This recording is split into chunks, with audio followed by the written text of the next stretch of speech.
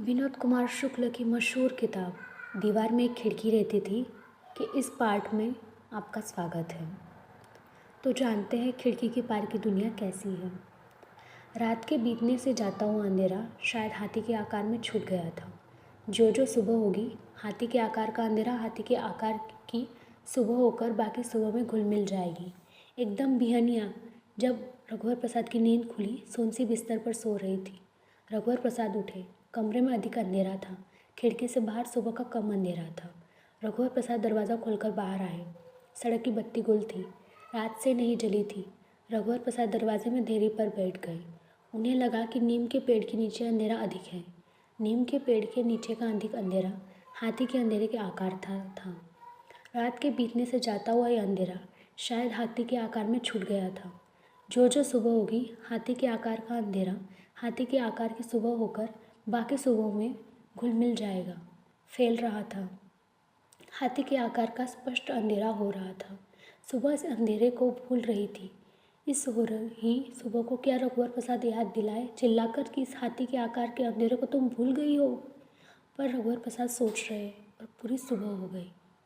पूरी सुबह में वह सचमुच हाथी था। हाथी पर साधु नहीं था। तब तक सोनसी उठकर आ गई थी। उसने भी हाथी को देखा। साधु हाथी छोड़कर चला गया। हो सकता है, सोनसी ने कहा। उसे अभी पूरा विश्वास था कि साधु पास की गली में हो। फिर उसने आशा छोड़ दी। एक न एक दिन यह होना था। पड़ोसियों को मालूम होगा तो गुस्सा होंगे। अब उस साधु आने की आशा है, मुझे नहीं है। तोते का पिंजरा उसने पड़ोसी को दिया। पिंजरा हम रख लेते। हाथी कैसे संभालेंगे? हाथी की देखभाल मैं कर लूँगी, तुम चिंता मत करो। हाँ, मिलकर देखभाल करेंगे। पता लगाकर वन विभाग को हाथी दे देंगे। वन विभाग तक हाथी कैसे ले जाएंगे? वन विभाग वालों को यहाँ बुला लाएंगे। वे हाथी से ले जा सकेंगे। अच्छा, तुम मुँह हाथ धोकर तैयार हो जाओ। पहले तुम तैयार हो जाओ, मैं यहाँ देखता हूँ। कुछ नहीं होगा, देखना क्या, चलो उठो। सोनसी ने रघुवर प्रसाद को हाथ पकड़कर उठाया। दरवाज़ा खुला रखा गया था ताकि आते जाते हाथी को देखा जा सके। रघुवर प्रसाद बाहर आकर हाथ मुँह धो रहे थे। वे सोचते जा रहे थे, अभी सुबह हाथी के लिए क्या करें। चाय बन गई, सोनसी ने कहा। रघुवर प्रसाद अंदर गए। चाय लेकर वे दरवाजे के पास देरी पर बैठ गए। देरी पर मत बैठो, अम्मा मना करती है। शाम के लिए मना करती है कि कुबेरी बेरा है। यह तो सुबेरा है। हाँ, साधु हम लोगों को हाथी की देखभाल सिखा देता तो अच्छा था, चाय पीते हुए रघुवर प्रसाद ने कहा। सोनसी अपनी चाय लेकर वहीं बैठ गई। तुम 4 बाल्टी पानी से हाथी को नहला देना, सोनसी ने कहा। फिर हंसिया लेकर पेड़ की डाल काट लेना। आज महाविद्यालय की छुट्टी ले लूँगा। साधु कहाँ रहता है यह भी तो नहीं मालूम, शायद बीमार हो। बीमार होता तो घर पर हाथी रखता, यहाँ क्यों छोड़ कर जाता। वह अपनी देखभाल करेगा, पर हाथी की देखभाल नहीं करते बनेगा। चाय पीकर मैं देखता हूँ पेड़ पर छुपकर बीड़ी पीने वाला लड़का बैठा है या नहीं। उससे पूछेंगे उसने यहाँ साधु को हाथी लाते हुए देखा था। साधु किधर गया? इतनी सुबह लड़का नहीं आया होगा। बीड़ी पीने की तलब लगी होगी तो आया होगा। उस लड़के से कहना वह यहाँ नीम के पेड़ पर बैठा रहे, यह हाथी की देखभाल हो जाएगी। मैं उससे पूछूंगा, हाथी को तो वो वहाँ से भी देख सकता है। रघुवर प्रसाद हाथी की नज़र बचाकर निकलना चाहते थे। पीछे हाथी आ सकता था। तभी सोनसी ने कहा, रुको। वे रुक गए। हंसिया भी साथ ले जाओ। उससे कहना कि वह पेड़ की डाल हंसिया से काट दे तो अच्छा हो। पेड़ तो पर तो चढ़ा है, तुम पेड़ की डाल यहाँ ले आना। हाँ, यह ठीक रहेगा। सोनसी ने हंसिया लेकर रघुवर प्रसाद सड़क के किनारे से पड़े। पैजामा बनियान पहने थे, परंतु हाथी ने उनको देख लिया। हाथी धीरे धीरे चलते हुए उनके पीछे हो गया। सोनसी देख रही थी, वह डरी नहीं। पेड़ पर चढ़े हुए लड़के ने रघुवर प्रसाद को बताया कि हाथी इनके पीछे आ रहा है। रघुवर प्रसाद ने मुड़कर देखा। वे पेड़ के नीचे गए। उन्होंने लड़के से पूछा, तुम यहाँ कब से हो? मैं यहाँ बहुत पहले से हूँ, नींद खुल गई थी। साधु को यहाँ हाथी छोड़कर जाते हुए देखे थे? हाँ, उसने हाथी को प्यार किया था। किधर गया? इधर, उसने इशारा किया। अच्छा, तुम हाथी के लिए पेड़ की पत्ती डाल तोड़ सकोगे? हाथी भूखा है, मैं हंसिया लाया हूँ। लड़का पेड़ से थोड़ा नीचे उतरा। रघुवर प्रसाद ने हाथ ऊंचा कर उसे हंसिया पकड़ाया। वह फिर चढ़ गया। हाथी वहाँ आ गया था। लड़का पेड़ की डाल काट काट कर गिराने लगा। रघुवर प्रसाद पीछे हट गए थे। पेड़ की डालों को देख हाथी समझ गया था यह उसके लिए। हाथी उसकी तरफ बढ़ा। हाथी को खाता देखकर रघुवर प्रसाद खुश हो गए। पेड़ पर चढ़ा लड़का भी खुश था। उधर सोनसी भी बहुत खुश थी, तो गुनगुना रही थी और थोड़ा थिरक रही थी। सड़क अभी भी सुनसान थी। दूर से बैलगाड़ी के आने की आवाज़ सुनाई दे रही थी। सुबह का सब कुछ सुनाई और दिखाई देने लगा था। हाथी के खाने का जब तक जुगाड़ नहीं था, सुबह में रुकावट थी। सोनसी वहाँ आ गई, डाल को अपने हाथ से हाथी को खिलाने लगी। बस हो गया, रघुवर प्रसाद ने लड़के से कहा। लड़का नीचे उतर आया, वह अपने हाथ से खिलाने लगा। रघुवर प्रसाद भी खिलाने लगे थे। सोनसी को घर का काम करना था। वह लौट आई। रघुवर प्रसाद ने लड़के से पूछा था, तुम अभी पेड़ पर रहोगे ना? हाँ, पेड़ पर रहूँगा, हाथी के खाने के लिए अभी बहुत है। मैं जाऊँ? उन्होंने लड़के से पूछा। हाँ। लड़के ने रघुवर प्रसाद को हंसिया लौटाई दिया। घर आकर रघुवर प्रसाद फिर देरी पर दरवाजे से टिक कर बैठ गए। वे हाथी को आता हुआ देख रहे थे। सोनसी खाना बनाने की तैयारी कर रही थी। जाओ, तालाब से नहाकर आ जाओ, मैं कब की नहा चुकी हूँ। मैं हाथी को देख रहा हूँ, वह क्या करता है। उसका पेट भर गया है, उसकी चिंता नहीं है। इधर उधर न चला जाए, गड़बड़ तो नहीं होगी? नहीं होगी, हाथी समझदार है। तुम टेम्पो से महाविद्यालय चले जाना। अच्छा, मैं नहा कर आता हूँ, हाथी का ध्यान रखना। हाँ, रखूँगी। रघुवर प्रसाद चड्डी बनियान चारपाई पर रखी थी। कपड़े और अंगोछा भी लेकर वे खिड़की से कूद गए। गोबर से लिपी पगडंडी पर वे भागते जा रहे थे। जाते समय बूढ़ी अम्मा नहीं दिखाई दी। लौट रहे थे तब एक पेड़ के नीचे बैठी थी। बूढ़ी अम्मा, क्या कर रही हो? रघुवर प्रसाद ने पूछा। ठहर ठहर। बूढ़ी अम्मा ने भागते हुए रघुवर प्रसाद को रोका। बूढ़ी अम्मा के हाथ में ताजी पत्ती से बना एक दोना था। उसमें 2 बताशे थे। बूढ़ी अम्मा ने गर्मा गर्म इसे चुआया हो। बताशे की ताजी गंध आ रही थी। इसे खा ले। बूढ़ी अम्मा ने बताशा तोड़कर रघुवर प्रसाद को खिलाया। ले जा, सोनसी को दे देना, दोनों पकड़ाते हुए बूढ़ी अम्मा ने कहा। रघुवर प्रसाद दोनों लेकर भागे। आधा बताशा रास्ते में फिर खाया। कमरे के अंदर घुसते हुए उन्होंने खुले दरवाजे से देखा था। हाथी नीम के पेड़ के नीचे खड़ा था। सोनसी को दोना पकड़ाते हुए उन्होंने कहा, बूढ़ी अम्मा ने दिया है, खा लो। मैंने खा लिया है। सोनसी ने आधा बताशा खाया। आधा बचा बताशा रघुवर प्रसाद को दिया तो उन्होंने खा लिया। पड़ोस में ताला बंद था, इसलिए अच्छा था। घर के सामने एक छुट्टा हाथी से खतरा हो सकता था। उसकी हल्की टक्कर से दीवार भरभरा कर गिर सकती थी। उसकी समझदारी पर एक सीमा तक विश्वास किया जा सकता था। जो समझदारी थी वह सिखाई हुई समझदारी थी। इस सिखाई हुई समझदारी पर ही विश्वास किया जा सकता था। इसके अलावा जो था उस पर विश्वास नहीं था। हाथी पेड़ के नीचे खड़ा हुआ चुपचाप था, साधु नहीं था। रघुवर प्रसाद तो नहा चुके थे। उन्होंने सोनसी से कहा, हाथी नहीं नहाया? तालाब ले जाते तो अच्छा था। महाविद्यालय के आगे के तालाब में वह नहाता है। उसका नहाने का मन हो रहा होगा। अपने मन से जाकर नहा क्यों नहीं लेता? हम उसे रोक तो नहीं रहे हैं। सोनसी ने कहा, यही खड़ा रहे तो अच्छा है, चला गया तो चिंता होगी। हाँ, महाविद्यालय की छुट्टी ले लेता हूँ, वैसे भी हाथी की देखभाल कर लूँगी। तुमसे नहीं बनेगा। छुट्टी का आवेदन पत्र विभागाध्यक्षों को दे आता हूँ। वे नहीं मिले तो आवेदन पत्र कैसे महाविद्यालय जाना होगा? कैसे जाओगे? हाथी देख रहा था, वो अभी पीछे आएगा। उनका घर भीड़भाड़ वाले मोहल्ले में था। हाथी का वहाँ जाना ठीक नहीं है। छुट्टी का आवेदन पत्र लिखने के बाद रघुवर प्रसाद ने दरवाजे से झाँककर हाथी को देखा। हाथी घर की तरफ नहीं देख रहा था। सड़क की इक्का दुक्का हलचल पर उसका ध्यान होगा। मैं जा रहा हूँ, उन्होंने धीरे से कहा। हल्के से दरवाज़ा खोला, पेड़ दबाकर घरों के किनारे किनारे पे चले। कुछ दूर जाने के बाद देखा कि हाथी वही खड़ा था। तेजी से विभागाध्यक्ष के घर की ओर वे बढ़े। मन हुआ कि दौड़ते जाए तो समय बचेगा। आवेदन पत्र कमीज की ऊपर की जेब में था। वे दौड़ने लगे। जेब की चिल्लर बज रहे थे। दौड़ने से गिर न जाए इसलिए बाएं हाथ से जेब दबाए वे दौड़ रहे थे। विभागाध्यक्ष जलेबी का पूड़ा पकड़े सड़क की दूसरी ओर से घर आ रहे थे। रघुवर प्रसाद को उन्होंने दौड़ते हुए देखा। उन्हें लगा, क्या बात है? रघुवर प्रसाद ने विभागाध्यक्ष को नहीं देखा था। विभागाध्यक्ष घर की ओर मुड़े तो विभागाध्यक्ष ने आवाज़ दी, रघुवर प्रसाद, रघुवर प्रसाद। रघुवर प्रसाद ने आवाज़ नहीं सुनी। पास एक आदमी जा रहा था। वह समझ गया था कि दौड़ने वाले को आवाज़ दे रही है। न तो वह रघुवर प्रसाद को जानता था, न विभागाध्यक्ष। सहायता की दृष्टि से उसने रघुवर प्रसाद से कहा, रघुवर प्रसाद। सुनकर रघुवर प्रसाद ठहर गए। वे विस्मय से आदमी को देख रहे थे। आपको बुला रहे हैं, उसने विभागाध्यक्ष की ओर इशारा किया। रघुवर प्रसाद ने विभागाध्यक्ष को देखा तो विभागाध्यक्ष ने हाथ उठाया। क्या बात है रघुवर प्रसाद? चिंतित विभागाध्यक्ष ने पूछा। आज की छुट्टी का आवेदन पत्र देना था सर। सब ठीक तो है ना? रघुवर प्रसाद कुछ कहते कहते रुक गए। चलो घर पर बैठते, जलेबी ठंडी हो रही। नहीं सर, मुझको जल्दी है। किस बात की जल्दी? कुछ नहीं सर। आवेदन पत्र उन्होंने विभागाध्यक्ष को दिया। जलेबी नहीं खाओगे? नहीं सर। छुट्टी लेकर क्या खिड़की से पीछे घूमने जाओगे? नहीं सर। अच्छा थोड़ी देर में मैं तुम्हारे घर आता हूँ। नहीं सर, सब ठीक है। सब ठीक है तो छुट्टी क्यों ले रहे हो? विभागाध्यक्ष ने कहा। वैसी बात नहीं है, कहकर रघुवर प्रसाद तेजी से मुड़कर 2 कदम भी नहीं खाओगे?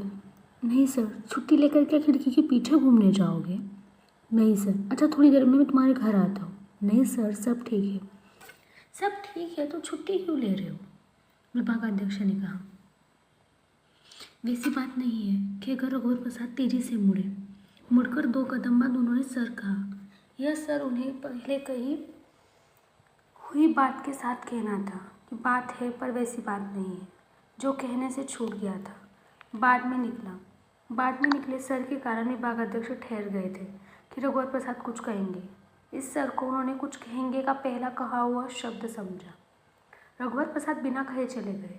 विभागाध्यक्ष ने सोचा कि रघुवर प्रसाद झंझट में है। वे पूछेंगे कि सर कहने के बाद उन्होंने आगे क्या कहा, क्यों नहीं। लौटते समय भी रघुवर प्रसाद कुछ देर तक दौड़े थे, फिर थक जाने के कारण नहीं दौड़े। बाद में वे धीरे लौटे। उन्हें हाथी दूर से दिख गया था। वे अभी भी कुछ छुप कर लौट रहे थे। हाथी ने रघुवर प्रसाद को देख लिया था। वह रघुवर प्रसाद की तरफ नहीं बढ़ा। शायद हाथी ने सोचा होगा कि रघुवर प्रसाद उससे दूर नहीं जा रहे हैं, पास आ रहे हैं। कितने दिन हो गए में ही रहने देना चाहिए। दिन को गिनती में नहीं समझना चाहिए, किसी को भी नहीं। गिनती 4 दीवारी की तरह है जिसमें सब मिट जाता है। अंतहीन जैसे का भी गिनती में अंत नहीं हो जाता। जो गिना नहीं गया उसका विस्तार अनंत में रहता था कि वह कभी भी कहीं भी है, चाहे कितना छोटा या कम क्यों ना हो। अभी सुबह से घर के सामने का हाथी कब से है हो गया था। सुबह बीती थी, यह ऐसी बीती थी कि रोज की सुबह लग रही थी। रघुवर प्रसाद हाथी को हमेशा की तरह देख रहे थे। हाथी ने रघुवर प्रसाद को हमेशा की तरह देखा होगा। सोनसी हमेशा की तरह घर का काम करते हुए हाथी को देख जाती थी। स्वाभाविक तौर पर उसकी मनस्थिति ऐसी थी कि वह खुशी से भरी रहती थी। हाथी का सुख हाथी की चिंता से बड़ा था। रघुवर प्रसाद घर के अंदर घुसे। उनके आते ही सोनसी ने कहा, खाना थोड़ी देर में बन जाएगा, पर मैं वहाँ विद्यालय नहीं जाऊँगा। छुट्टी का आवेदन पत्र मैंने विभाग अध्यक्षों को दे दिया है। भूख नहीं लग रही है, गरम गरम खा लेना। तुम नहीं खाओगी? सब काम करने के बाद खाऊंगी। मैं तुम्हारे साथ खाऊंगा। घर का सब काम तुम्हारे खाने के बाद ख़त्म होता है। विभागाध्यक्ष से रहा नहीं गया कि रघुवर प्रसाद झंझट में होंगे। कुछ कहा नहीं और रघुवर प्रसाद के घर उन्हें आना जाना चाहिए। महाविद्यालय जाते समय वे रघुवर प्रसाद के घर की ओर मुड़े। रघुवर प्रसाद के घर के सामने खड़ा हुआ हाथी उन्हें दिखा। उन्होंने सोचा था यदि खास बात नहीं हुई तो वे रघुवर प्रसाद को स्कूटर पर महाविद्यालय ले जाएंगे, परंतु हाथी था। रघुवर प्रसाद छुट्टी लेकर हाथी से घूमने जा रहे हैं। रघुवर प्रसाद और सोनसी दरवाजे पर बैठे थे। रघुवर प्रसाद ने विभागाध्यक्ष को देखा तो उठकर खड़े हो गए। सोनसी विभागाध्यक्ष स्कूटर खड़ा कर रहे थे तो रघुवर प्रसाद ने चिल्लाकर कहा, वहाँ नहीं, दूर कीजिए और दूर, संभल कर आइए। साधु नहीं है, अकेला हाथी है। हाथी से दूर स्कूटर खड़ा कर विभागाध्यक्ष किनारे से रघुवर प्रसाद के पास आए। साधु कहाँ गया? विभागाध्यक्ष ने पूछा। नहीं है, हाथी छोड़कर चला गया। रघुवर प्रसाद ने झेपते हुए कहा। क्यों, इसीलिए छुट्टी ले रहे हो? जी सर, हाथी की देखभाल के लिए। कब तक देखभाल करोगे? 1 दिन बस, फिर जंगल विभाग को दे दूंगा। क्या मुझे पुलिस को खबर करनी चाहिए? आगे फौजदारी का मामला बन सकता है। हाथी तोड़फोड़ करे, लोग तुम पर मुआवजे का मुकदमा दायर कर सकते हैं, झगड़ा कर सकते हैं, परंतु सोचो तो परेशानी है। भूल जाओ घर के सामने हाथी है। हाथी तुम्हारी जिम्मेदारी कैसे हो गई? सड़क पर पड़ा हुआ पत्थर जब जिम्मेदारी है तो उसे हटा देना चाहिए। यह तो हाथी है सर, मेरा परिचित हाथी। एक बड़ा जीव है, कुछ न कुछ करना होगा। 2-1 दिन देखूंगा कि साधु आ जाए। अच्छा यह बताओ, तुमने आवेदन पत्र देने के बाद जाते जाते सर कहा और कुछ नहीं कहा चले गए? बात यह है सर, पहले बात करते समय मैं आपको सर कहना भूल गया था। बाद में याद आया तो भूला हुआ अकेला सर निकला। मैंने सोचा कि आप पहले कहे हुए के साथ इसे जोड़ लेंगे। तुम तो कई बार कहना भूल जाते हो। दिन के आखिर में यदि तुम 10 बार केवल सर सर कह दोगे तो मैं कहाँ तक उस सर को का क्या काहे के साथ जोड़कर पूरा करता रहूँगा। अच्छा कल्पना करो, महाविद्यालय का समय समाप्त होने के बाद घर जाने से पहले तुम मेरे पास आए और 10-15 बार केवल सर सर कहकर चले गए। अब मैं घर जाना छोड़कर तुम्हारे सर का हिसाब लगाता बैठूंगा। अगर तुमने आवश्यकता से अधिक बार सर कह दिया तो मैं उसे जमा रखूँगा कि आगे की भूल में हिसाब पूरा कर लो। नहीं रघुवर प्रसाद, तुम मुझे सर कहना छोड़ दो। जी। रघुवर प्रसाद मुस्कुराए। सोनसी चाय लेकर आ गई। रघुवर प्रसाद ने बसी में सोनसी को अपने कप की चाय दी। हाथी से तुम महाविद्यालय नहीं जा सकते, मेरे साथ स्कूटर पे चलो। हाथी को भूल जाओ। मैंने अभी खाया नहीं, डब्बा ले लो, विभागाध्यक्ष ने कहा। सोनसी ने डब्बा तैयार किया। रघुवर प्रसाद का मन नहीं हो रहा था कि सोनसी को कठिनाई में पड़ जाए। मैंने छुट्टी का आवेदन पत्र दिया है। रघुवर प्रसाद आखिरी में सर कहना चाहते थे पर नहीं कहा। मैं इसे फाड़ देता हूँ। विभागाध्यक्ष ने आवेदन पत्र फाड़ दिया। फिर वे खिड़की के पास गए। खिड़की से सिर निकाला, इधर उधर देखा। उन्होंने गहरी सांस खींची। चलो, विभागाध्यक्ष ने कहा। चलिए, डब्बा लेकर रघुवर प्रसाद ने कहा। रघुवर प्रसाद जाने के बाद खिड़की की तरफ गाय आई। एक रोटी गाय को देने के लिए बाद एक रोटी लेकर सोनसी हाथी के पास गई। दोनों हथेलियों पर रख हाथ फैला उसने रोटी हाथी को दी। हाथी रोटी उठा रहा था पर सोनसी ने आंखें बंद नहीं की। सूंड का स्पर्श उसे हुआ था। वह खाना खाने बैठी तो पेड़ पर छिपकर बीड़ी पीने वाला लड़का आया। सोनसी पहले उसे पहचाना नहीं। वह हमेशा पेड़ पर दिखा था, अपने हाथ से हाथी को खिलाने तब धरती पर दिखा था। हाथी के लिए डगा ने सोनसी से पूछा। 12-13 साल का लड़का था। कमीज और खाकी हाफ पैंट पहना था, दुबला पतला, आँख बड़ी थी, बाल तेल से चुपड़े कंघी किए हुए थे। खाना खाएगा? सोनसी खाना लेकर बैठी थी। रोटी है? उसने पूछा। भात है, सोनसी ने कहा। एक बड़ी ठठोलिया में सोनसी ने उसे भात, हरी मिर्च, थोड़ा प्याज और चुटकी भर नमक दिया। यही वह अपने लेकर बैठी थी। साग नहीं था। वह हड़बड़ हड़बड़ खा रहा था। धीरे खाओ, सोनसी ने कहा। सोनसी की तरफ देखकर वह धीरे खाने लगा। दरवाज़ा खुला था। सोनसी जहाँ बैठी थी वहाँ से हाथी दिख रहा था। फिर हाथी दिखना कम हो गया। थोड़ा हिस्सा सूंड का दिख रहा था। सोनसी खाते खाते सरक गई। अब करीब आधा हाथी उसे दिखने लगा। छुपकर बीड़ी क्यों पीता है? सोनसी ने पूछा। ददा मारता है। मत पिया कर, सोनसी ने समझाया। ठठुलिया में उसका भात खत्म हो गया था। वह सिर झुकाए नमक चाट रहा था। भात और दो? हाँ दे दो, उसने कहा। उसे बहुत भूख लगी थी। पास जब तक उसका बाप घर पर रहता वह घर नहीं जाता था। घर के सामने दरवाजे के पास डंडा दीवार से टिका दिखता तो वह समझ जाता कि बाप घर में है। जब डंडा नहीं रहता तब घर में घुसता। उसका बाप राउत था। वह घर घर दूध धोता और गाय बैल चराने दूर निकल जाता। बाप को यह पता था उसके डर के लड़का घर नहीं आता, इसलिए वह अधिक से अधिक समय घर के बाहर रहने का यत्न करता। भूल से घर आ जाता और लड़का वहाँ होता तो लड़का पीछे आंगन की दीवार फांद कर भाग जाता। अकेला लड़का था। उसकी दोनों लड़की छूटपन में मर गई थी। लड़की के भागने के बाद भी उसका बाप घर पर नहीं रुकता था। उसे लगता कि लड़का कहीं से छुपकर उसे देख रहा होगा कि जब दादा घर से बाहर जाए तो वह घर में घुस सके। बाहर जाते समय वह खांसता, लड़की की दाई से चिल्लाकर कुछ कहता। मैं घर देर से लौटूंगा, ज़रूर बोलता था। वह अपने घर से बाहर निकलने को अधिक से अधिक जतलाता था कि लड़की को यह मालूम हो जाए कि वह जा रहा है और खेलने के ध्यान में उसके ध्यान को भूल न जाए। दरवाजे के पास वह डंडा जानबूझकर रखता था, इससे घर में उसका होना पहले से पता चलता था। लड़की की बीड़ी पीने से वह बहुत चिढ़ता था। उसकी दाई की लड़का कभी भी घर आ जाएगा। घर से 20-20 दिन तक बाहर नहीं निकल पाती थी। वह जब तब घर के बाहर रखे डंडे को अंदर छुपा देती ताकि वो घर आ जाए। यदि वो पूछे दादा कहाँ है तो कहेगी नहीं है। कुछ ऐसा हो जाए कि सब साथ घर में रहने लगे। सोनसी ने भात डाला। और तू? सिर हिलाकर उसने मना किया। तब भी सोनसी ने थोड़ा भात परोस दिया। सड़क के किनारे कुछ दूर गुलूर का पेड़ था। कमीज के कॉलर के में पीछे पीठ की तरफ हंसिया लटकाए वह पेड़ पर चढ़ गया। चढ़ने में आसान पेड़ था। इस पेड़ के बड़े खोखल को देखकर लड़कियों ने सोचा कि बीड़ी माचिस के अलावा भी कुछ छुपा कर रखा जा सकता है। यहाँ सड़क के आदमी की नज़र से वह बच रहता है। पहले का पेड़ अब गुप्त नहीं रह गया था। पेड़ बदलते रहना चाहिए। यह पेड़ घना था, इसका तना मोटा था, ऊंचा अधिक नहीं था।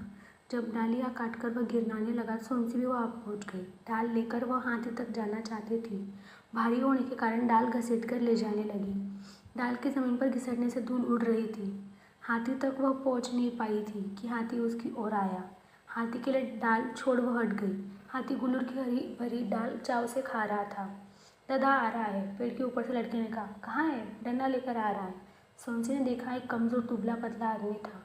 सिर पर अंगोछा बांधे था। आजू बाजू इधर उधर देखता जा रहा, शायद अपने लड़के को ढूंढ रहा था।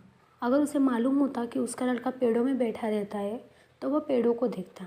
ऐसे में गुलर में बैठा हुआ उसका लड़का दिख जाता। सोनसी का मन हुआ कि वह बतला दे, या गुलर के पेड़ पर उसका लड़का है। उसके हाथ में डंडा नहीं होता तो शायद बता देती। सोनसी को कई बार देखा हुआ वह लग रहा था। सोनसी अपना फटा पोलका और सुई धागा लेकर आई थी कि गुलर के पेड़ के पास बैठकर पोलका सीती रहेगी और हाथी को देखती रहेगी। घर का दरवाज़ा उसने उड़का दिया था।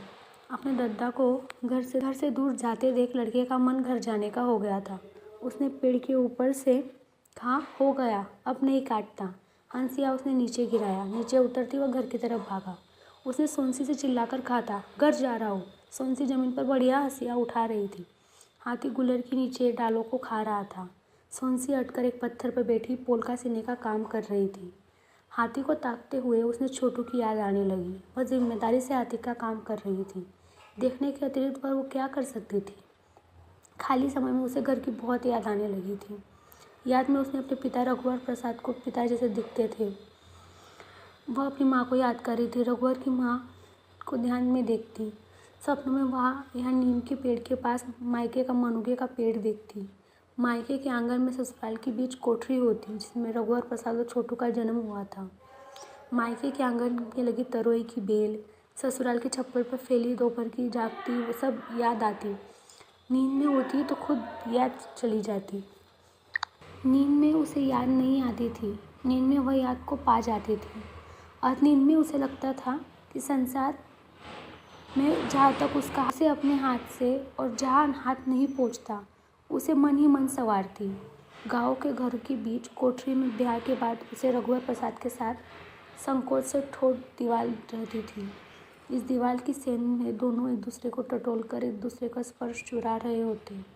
स्पर्श का अनजाना सुख इस तरह था जो किसी और की तरह का नहीं था। सोनसी को बीच कोठरी में ले जाते समय रघुवर प्रसाद की माँ ने बताया था कि दरवाजे के अंदर साकर नहीं है, पर वह बाहर से साकर लगा देगी। सोनसी उस रात को यह बताते बताते को होकर अभी तक नहीं बता पाई थी। पोलका का सीना कब का हो चुका था। हाथी का पेट भी भर गया हो। वह उठी और घर आ गई। हाथी पीछे पीछे आया था। नीम के पेड़ के नीचे खड़ा हो गया था। वह एक छोटी बच्ची की तरह मुस्कुराई थी। विभागाध्यक्ष ने प्राचार्य को बताया था कि साधु ने रघुवर प्रसाद के घर के सामने हाथी को लावारिस छोड़ दिया है। लावारिस साइकिल से रघुवर प्रसाद को मुक्ति मिल गई।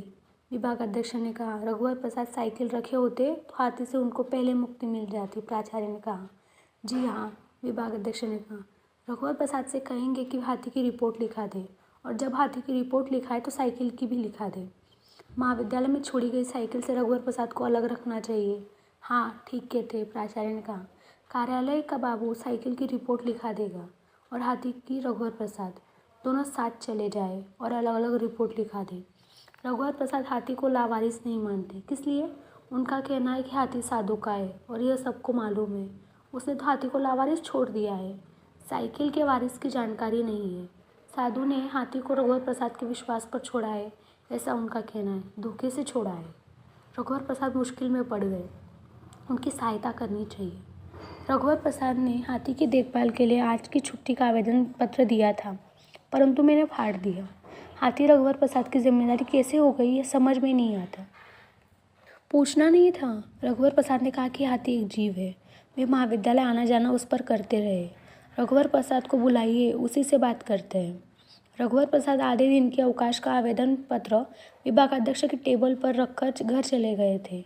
विभागाध्यक्ष उस समय प्राचार्य के कमरे में थे। विभागाध्यक्ष आवेदन लेकर प्राचार्य के कमरे में आए। कहा, रघुवर प्रसाद आधे दिन का आवेदन पत्र देकर घर चले गए। इस आवेदन पत्र का क्या करें? रघुवर प्रसाद का आवेदन पत्र तो आप फाड़ देते हैं, प्राचार्य ने कहा। जी हाँ। आवेदन पत्र उन्होंने फाड़ दिए। कागज़ फेंकने की टोकनी विभागाध्यक्ष की तरफ थी। बीच में टेबल थी। लाइए, मुझे दीजिए। प्राचार्य ने हाथ बढ़ाया तो विभागाध्यक्ष ने फटे टुकड़ों को पकड़ाया, जिसमें टोकनी में डालकर वे काम में लग गए। लौटकर विभागाध्यक्ष भी अपने काम में लग गए। उन्हें रघुवर प्रसाद की कक्षा भी पढ़ानी थी। टेम्पो रघुवर प्रसाद को सड़क पर जाते ही मिल गया था। टेम्पो में एक बूढ़ा था और 5 औरतें थीं। 4-5 टोकनी से टेम्पो भरा था। नीचे पैर पैर रखने की थोड़ी जगह थी। 2 टोकनियाँ में करेले भरे थे। एक एल्यूमिनियम के डब्बे में दूध था जो बूंद बूंद छलकता था। डब्बे बूढ़े का था। घर जल्दी पहुंचना था, इसलिए रघुवर प्रसाद को टेम्पो में बैठना पड़ा। लौटते समय मिलने वाले दृश्यों की ओर उनका ध्यान कम जा रहा था। सिर्फ इतना ही ध्यान जाता था कि अब घर के समीप पहुंच रहे हैं। अभी हाथी के कारण बाहर उनका ध्यान था। इस ध्यान में वह टेम्पो से दोनों तरफ दृश्यों को कठिनाई से देख पा रहे थे। अभी हाथी के कारण बाहर उनका ध्यान था। इस ध्यान में वे टेम्पो से दोनों तरफ के दृश्यों को कठिनाई से देख पा रहे थे। टेम्पो से उतरते हुए भागते चले। जब उनको नीम के पेड़ के नीचे हाथी दिख गया तब वे धीरे धीरे सुस्ताते चले। सोनसी दरवाजे के पास बैठी थी, चावल बिन रही थी। सोनसी को रघुवर प्रसाद का आना मालूम नहीं था, आने की संभावना भी नहीं मालूम थी। वे जल्दी लौट आने की खुशी को सोनसी तक अपने पहुंचने से पहले पहुंचा देना चाहते थे। सोनसी, वे चिल्लाए। सोनसी फिर चिल्लाए। सोनसी ने उनकी पहली पुकार को भी सुन लिया था। अब प्रत्याशित खुशी में थाली लिए हुए वह उठकर खड़ी हो गई। हाँ, क्षण भर उसने कहा, यह निर्णय लेने के लिए कि क्या वह रघुवर प्रसाद तक दौड़ पड़े, ठिठक गई थी। ठिठक जाने की देरी के कारण उसने हाँ कहा था कि उसके पहुंचने के पहले उसकी हाँ रघुवर प्रसाद तक पहुंच जाए। दोनों पड़ोसियों के घरों में ताला बंद होने से आसपास उनका खुला हुआ एकांत था। हाथी ने भी रघुवर प्रसाद की आवाज़ सुनी होगी। तभी रघुवर प्रसाद की दृष्टि गली में पड़ी। गली में साधु एक आदमी का सहारा लिए हुए आता दिखा। रघुवर प्रसाद की आशा को विपरीत यह था। वे आश्चर्य से खड़े रह गए थे। सोनसी भी चावल की थाली लिए हुए उन तक आ गई थी। गली के सामने दोनों खड़े थे। साधु ने सोनसी को हाथ जोड़कर प्रणाम कहा। रात को जब आए थे तब तबीयत बहुत खराब थी। घर में चक्कर खाकर गिर पड़े, बेहोश पड़े रहे। हाथी की चिंता थी। इनके कहने से मैं हाथी को आकर देख जाता था और इनको पता था कि हाथी ठीक है, चिंता की बात नहीं है। साधु के आदमी ने कहा, हाथी को एक मुट्ठी चावल दे दूँ? साधु ने सोनसी से पूछा। सोनसी ने थाली आगे बढ़ा दी। दे दो, रघुवर प्रसाद ने कहा। एक मुट्ठी चावल उठाकर साधु ने हाथी के मुंह में डाल दिया। अब तबीयत ठीक है? सोनसी ने पूछा। हाँ, सिर झुकाए हुए साधु ने कहा। साधु लज्जित था कि वह हाथी छोड़ जाने का अपराधी है। वह हाथी पर बैठकर जाने को हुआ। उसे जल्दी हाथी को ले जाने की थी। चाय पीकर जाना, सोनसी ने कहा। चाय नुकसान करेगी, साधु के साथी ने कहा। सुस्ता लो, पानी पी लेना, रघुवर प्रसाद ने कहा। अब तबीयत अच्छी है, साधु ने कहा। हाथी पर बैठकर चला गया। हाथी धीरे धीरे जा रहा था। साधु का साथी आदमी भी जाने को था। तब रघुवर प्रसाद ने पूछा, क्या आप साधु का इलाज करते हैं? नहीं, मेरे पिता वैद्य हैं। चाय पियेंगे? नहीं, चाय नुकसान करती है, कहकर वह चला गया। सोनसी और रघुवर प्रसाद धीरे धीरे घर जा रहे थे। 4 कदम की दूरी का बाहर पूरे बाहर को लौटा रहा था कि आखिर उनका घर आखिरी एकांत में था। कमरे में भी इतना एकांत इकट्ठा हो गया था, कब से एक क्षण को जमा किया गया हो। एक एकांत को दोनों एक साथ पा लेना चाहते थे। यह अकेले का एकांत नहीं था, साथ का था, इसलिए कोई आगे नहीं जा रहा था, साथ जा रहे थे। रघुवर प्रसाद ने दरवाज़ा बंद किया, पर वे अंदर से साकल लगाना भूल गए। सोनसी को भी याद नहीं थी। एकांत को पाने की जल्दी थी। यद्यपि रघुवर प्रसाद साकल लगाना भूल गए, पर दरवाज़ा उन्होंने ऐसे बंद किया था कि दरवाज़ा बंद होते ही वे घर समेत दूसरों से अदृश्य हो जाए। कमरे के अंदर फूल की एक कली इतने एकांत को एक क्षण को भी वे छोड़ना नहीं चाहते थे। उस बगीचे की सारी कलियों को चुन लेना चाहते थे कि सोनसी उनको गूंदे, वे सोनसी का श्रृंगार करे। रघुवर प्रसाद और सोनसी प्रेम का समय पा रहे थे। सोनसी एक एक क्षणों को गूंदती और रघुवर प्रसाद सोनसी के थोड़े थोड़े निर्वस्त्र शरीर को अलंकृत करते। सोनसी पूरी अलंकृत होकर निकली थी। रघुवर प्रसाद कुछ बोलते थे, पर सोनसी उनको कल्पवृक्ष की तरह सुन रही थी। वृक्ष को सुनने में उसे वृक्ष की फुनगी को, एक एक पत्ती को, हरे फलों को सुना। एक हरे फल को उसने पकना सुना, उसने फल का मीठा होना सुना। एक फल को उसने कच्ची अमिया की तरह खट्टा सुना। फल के पकने के बाद उसने मंजरी को मादक सुना। वह बार बार फूल के खिलने और पकने को सुन रही थी। सुनने का मेला लगा था। अपने शरीर के अंदर उसने वृक्ष की जड़ को सुना। आखिर में वृक्ष के बीज को सुना। सुनो, सोनसी ने कहा। क्या है? बीच कोठरी के दरवाजे के अंदर साकल लगी नहीं थी, सोनसी ने कहा। सुनकर रघुवर प्रसाद चौंक उठे। उन्होंने देखा दरवाजे में अंदर साकल नहीं लगी थी, खिड़की खुली थी, खटिया की आड़ थी। रघुवर प्रसाद ने दरवाजे का अंदर से बंद किया। दोनों फिर लेट गए। लेटते ही रघुवर प्रसाद ने कहा, हाँ कहा। सोनसी ने तब कहे का यह हाँ था। अम्मा ने पहले बता दिया था, कहा था वह बाहर से साकर लगा देगी। तुम मुझको पहले बताई क्यों नहीं? कैसे बताती? क्या तुमने छपाक की आवाज़ सुनी थी? सोनसी ने फिर पूछा। पहले तालाब फिर चुप था, फिर छपाक बोला था। तालाब ने मछली का उछलना कहा होगा, पर मुझको तालाब में परछाई पड़ने की लगातार आवाज़ आ रही थी। सोनसी अघाई हुई सी रघुवर प्रसाद के कान के पास करवट लेकर बोली, एक पक्षी तालाब के ऊपर उड़ रहा हो, नहीं लगातार परछाई पड़ने की आवाज़। रघुवर प्रसाद सोचने लगे। तालाब के ऊपर ठहरा हुआ बादल होगा, उन्होंने कहा। नहीं, किनारे का पेड़ होगा, नहीं धूप की परछाई होगी, नहीं दिन के प्रकाश की परछाई होगी, नहीं तालाब के अंदर की निकली हुई चट्टान की परछाई, नहीं किनारे के पेड़ के घोंसले की, उसमें चिड़िया के अंडों की, बच्चों की चींची परछाई की आवाज़। हो सकता है कमल के फूल की, हो सकता है, सोनसी ने धीरे से कहा। सोनसी के अंदर एक तालाब था, उसमें रघुवर प्रसाद की परछाई हो। ऐसे में उसे नींद आ गई। रघुवर प्रसाद भी कुछ और सोच पाते, वे भी सो गए। धीरे धीरे कमरे का उजाला कम होता जा रहा था। हो सकता है कमरे में तालाब की परछाइयाँ एक एक कर इसलिए उतर कर आ रही हो कि उनकी चर्चा क्यों बंद हो गई। इसलिए जब कमल की परछाई वह आई तो कमल जैसा उजाला कम हुआ हो। फिर चिड़िया का घोंसले में लौटने का बेरा था, इसलिए चींची की आवाज़ बहुत थी, फिर पेड़ की, फिर सूर्य के डूबने के बाद गहरे हुए आकाश की। जब उनकी नींद खुली तो तालाब में चंद्रमा की परछाई पड़ी। शायद इस छपाक की आवाज़ से उनकी नींद खुली हो। बहुत देर हो गई, सोनसी ने उठते हुए कहा। गाँव में ऊँट की मात्रा गुड़िया बहुत दिन से नहीं दिखी, दूसरे बच्चे भी नहीं दिखते। खटिया की आड़ हो गई है, झाँकने से हम लोग नहीं दिखते, इसलिए उन लोगों ने झाँकना बंद कर दिया। मैं खटिया गिरा देता हूँ। कहकर सोनसी ने खटिया गिरा दी, ज़मीन से बिस्तर उठाकर खटिया पर डाल दिया। सुबह सोनसी पहले उठी थी, रघुवर प्रसाद सो रहे थे। सोनसी दीवार की तरफ थी। रघुवर प्रसाद के पैताने से वह खटिया से उतरी। खिड़की पर सोनसी की दृष्टि गई। एक सांवली छोटी बच्ची खड़ी थी। सोनसी ने उसे मुस्कुरा कर देखा। जाते जाते उसने बच्ची के सिर पर हाथ फिराया। जब वह झाड़ू लगा रही तब उसने ग में ऊ की मात्रा गुड़िया सुना। सोनसी ने झाँक कर देखा। गुड़िया सिलेट पट्टी खिड़की के नीचे पीठ टिकाए बैठी थी। सोनसी ने रघुवर प्रसाद को जगाया। उठो, गुड़िया आ गई है। आँख मलते हुए रघुवर प्रसाद उठे और सीधे खिड़की के पास गए। अलसाए झाँक कर पूछा, ब में छोटी ऊ की मात्रा बुढ़िया, नहीं ग में छोटी ऊ की मात्रा गुड़िया। गुड़िया ने जोर से कहा। रघुवर प्रसाद लोटे में पानी लेकर मुंह धोने बाहर चले गए। बाहर उन्होंने इधर उधर तक देखा। उन्होंने ऊपर पेड़ और आकाश की ओर भी देखा। यह सब दिख जाने के बाद वे अतिरिक्त कुछ दिख जाने की आशंका से मुक्त थे। उन्होंने मुंह धोया, खाली लोटा दरवाजे के पास अंदर रख पेड़ के पास गए। इस दिनारम में बीड़ी पीने वाला लड़का वहाँ है नहीं।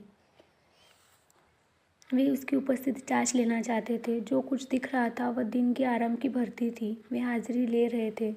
उन्होंने सूर्य कहा और कुछ चढ़ आए। सूर्य ने उपस्थित कहा हो। सूर्य का उपस्थित कहना रघुवर प्रसाद के ऊपर सुबह की धूप का पड़ना था। ऊपर सिरस के पेड़ों को उन्होंने सिर उठाकर झाँका। लड़का वहाँ नहीं था। वे लौटने लगे। तब सुना, मैं यहाँ हूँ। रघुवर प्रसाद ने आसपास के पेड़ों को देखा। वहाँ नहीं, यहाँ मैं उन लगा गुलर के पेड़ जैसे पुकारा हो। तब भी उन्होंने पूछा, कहाँ हो? गुलर के पेड़ में। रघुवर प्रसाद सड़क के नीचे उतरकर गुलर के पेड़ के पास गए। अब उस पेड़ में लड़का छुपा हुआ था। तुमने पेड़ बदल दिया? रघुवर प्रसाद ने ऐसे पूछा जैसे उसने अपनी बेंच बदल दी हो। हाँ, लड़के ने कहा। दिनाराम को कक्षा में वे उपस्थित ले रहे थे, पर यह सबको उन्हें उपस्थिति देना भी तो जैसे था। पेड़ बदले क्यों? उन्होंने पूछा। यह वाला पेड़ अच्छा है, लड़के ने कहा। पहले में क्या खराबी थी? रघुवर प्रसाद ने इस प्रकार कहा जैसे ऐसे में तो नुकसान हो जाएगा। एक पेड़ का नुकसान हुआ ना? पेड़ सबको मालूम हो गया था, ऊंचा था। यह पेड़ मुझको मालूम हो गया। किसी को बताना मत, बाद में दूसरा पेड़ में चला जाऊंगा। मैं नहीं बताता, मैं पेड़ को किसी को नहीं बताता, पर इस पेड़ को नहीं बदलना। तुम्हारा पता इसको मालूम होना चाहिए। पेड़ बदलोगे तो बता देना। बता दूंगा, लड़के ने कहा। कितना अच्छा था। इसी दिन आरंभ में अम्मा और छोटू रिक्शे में आते दिखे। अम्मा और छोटू ने रघुवर प्रसाद को देखा नहीं था। पेड़ बोला, लड़का अम्मा और छोटू को पहचानता होगा। अगर रघुवर प्रसाद उससे बात नहीं कर रहे होते तो वह रघुवर प्रसाद को पहले बता देता। रघुवर प्रसाद रिक्शा की ओर भागे। वे रिक्शे तक पहुंचते तब तक रिक्शा घर के सामने खड़ा हो गया था। सोनसी को मालूम नहीं था। छोटू एक झोला लेकर उतरा। छोटू नींदा सा लग रहा था, बस में ऊँघते आया होगा। फिर अम्मा उतरी। छोटू ने रघुवर प्रसाद को देख लिया। रघुवर प्रसाद रिक्शे के पास पहुँचते ही सोनसी को चिल्लाई, अम्मा आई है। तब रघुवर प्रसाद अम्मा के पैर छू रहे थे। तभी छोटू ने रघुवर प्रसाद के पैर छुए। छोटू का सिर रघुवर प्रसाद के सिर से टकराया। रघुवर प्रसाद ने छोटू से कहा, फिर से सिर लड़ाओ नहीं तो सींग निकलेगी। रघुवर प्रसाद तन कर खड़े हो गए। छोटू कैसे सिर लड़ा था। कूदकर वह रघुवर प्रसाद के कंधे से लटक गया। तब भी वह रघुवर प्रसाद के सिर से अपना सिर नहीं छुआ पाया। तब रघुवर प्रसाद झुके तब छोटू ने सिर छुआया। रिक्शे वाले को पैसे देते थे। अम्मा ने रघुवर प्रसाद को आशीर्वाद दिया था। रघुवर प्रसाद ने भी छोटू को खुश रहो का आशीर्वाद कहा था। अम्मा ने आशीर्वाद में जा कहा था, वह बुदबुदाकर कहा था। रघुवर प्रसाद सुन नहीं पाए थे, उनका ध्यान भी नहीं था। सोनसी आ गई थी। सोनसी ने सिर को आंचल से ढाक लिया था। उसने अम्मा के पैर छुए। अम्मा ने उसके सिर पर हाथ रखकर मन ही मन आशीर्वाद दिया। शायद सोनसी ने सुना हो। अम्मा लंगड़ाकर चल रही थी। अम्मा ने देखा बैटरी के गमले में लगे शोभा के पौधे घने हो गए थे। तुलसी कम बड़ी थी। तुलसी बड़ी नहीं बहू, पानी डालना रह जा तो नहीं जाता? बराबर पड़ता है अम्मा, जब मैं नहीं डालती तब रघुवर डाल देता है ना? हाँ अम्मा, पिछले महीने रघुवर डाला था। हाँ अम्मा, अब कब डालेगा? सोनसी को छोटी बच्ची की तरह गले लगाकर अम्मा ने पूछा। अभी समय है, धीरे से सोनसी ने कहा। पिताजी नहीं आए? सोनसी ने पूछा। वहाँ का काम भी देखना पड़ता है। तुम लोगों को देखने का मन था, छोटू के पिता ने भेजा है, 2 दिन रहकर चले जाएंगे। तुम लोगों का लड़का बच्चा हो जाए तो उनका मन काम छोड़कर आने को करे। अम्मा कम से कम हफ्ता भर रुक जाती। रघुवर प्रसाद ने कहा, नहीं, तेरे पिता को खाने पीने की तकलीफ हो जाती है। चूल्हा में बनाएंगे खाएंगे। छोटू की पढ़ाई नहीं हो रही है, स्कूल बंद है। काहे के लिए बंद है? रघुवर ने पूछा। 4-5 दिन से रोज एक दो सांप निकल रहा था। एक लड़के के बस्ते के अंदर घुस कर बैठ गया था। आखिर मास्टर ने छुट्टी कर दी। सोनसी ने बोरा बिछा दिया था। उसमें लेटते लेटते अम्मा ने पूछा, हाथी आता है?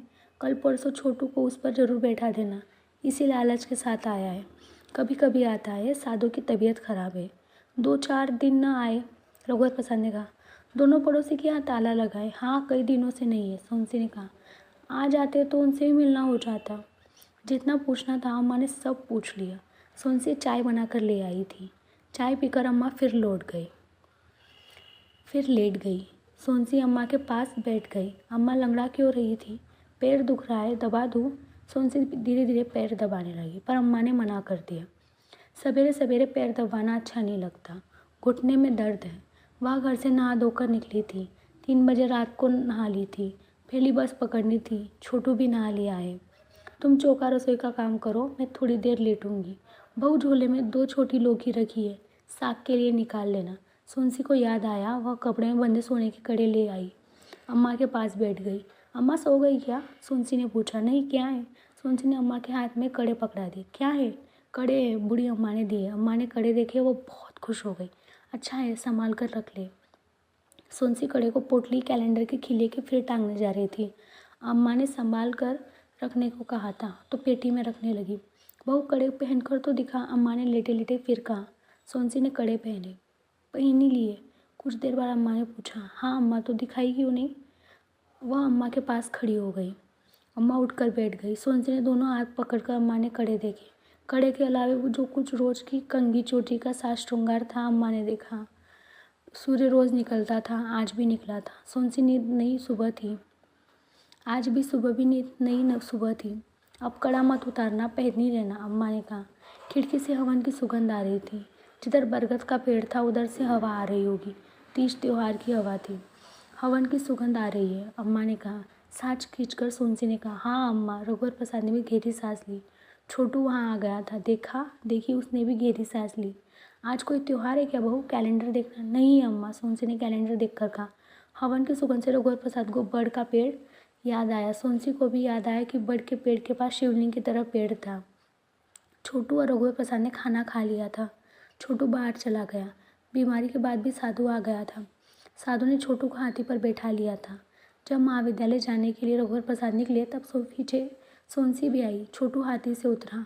रघुवर प्रसाद हाथी पर बैठ गए। उन्होंने साधु से कहा, नहीं आना था, टेम्पो से चला जाता। हाथी को नहलाने धुलाने निकला था। रास्ते में तो महाविद्यालय है। मेरी तबीयत ठीक है। रघुवर प्रसाद और सोनसी ध्यान देने लगे थे कि साधु हाथी को उठने बैठने चलने के लिए क्या कहता है। हाथी चला गया। छोटू कुछ देर वही खड़ा रहा। सोनसी अंदर आ गई थी। शाम को जब रघुवर प्रसाद आए तब सोनसी अम्मा के पास बाहर बैठी थी। सोनसी ने चाय की तैयारी पहले से कर ली थी। हाथी को आता देख वह चाय चढ़ा आई। अम्मा ने कहा था साधु को जल चाय बिना पिए जाने मत देना। रघुवर प्रसाद उतरे। छोटू फिर हाथी पर बैठना चाहता था। रघुवर प्रसाद ने मना कर दिया। अम्मा ने साधु से चाय पीकर जाने के लिए कहा। साधु को जल्दी थी पर सोनसी ने कहा चाय बन गई है।